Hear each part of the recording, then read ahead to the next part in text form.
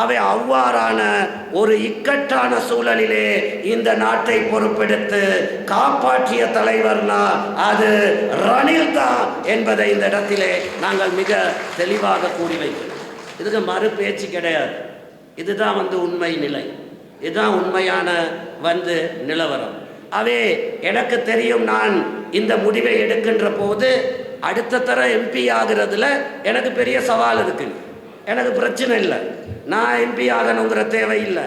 ரணில் விக்ரமசிங்க இந்த நாட்டில் ஜனாதிபதி ஆவாரா இருந்தா நாங்களும் நீங்களும் சந்தோஷமாக வாழக்கூடிய ஒரு நாடு இருக்கும்.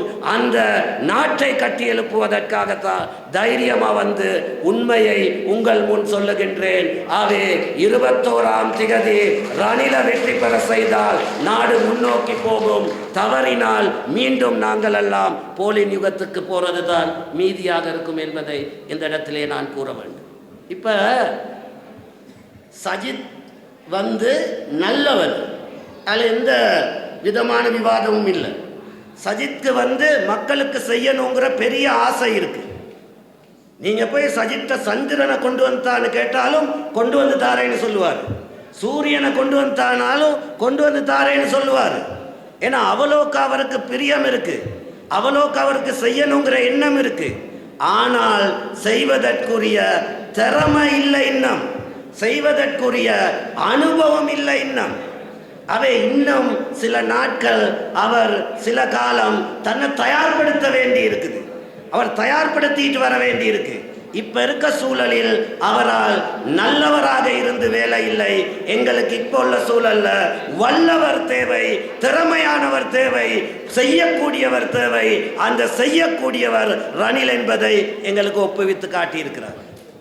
இப்ப நினைக்கிறாங்க இந்த நாடு ஒரு நல்ல நிலைமைக்கு வந்துருச்சு. அவே சஜித்தும் அனுரை நினைக்கிறாங்க இப்ப எடுத்து நாங்க ஓட்டிக்கிட்டு போகலாம்.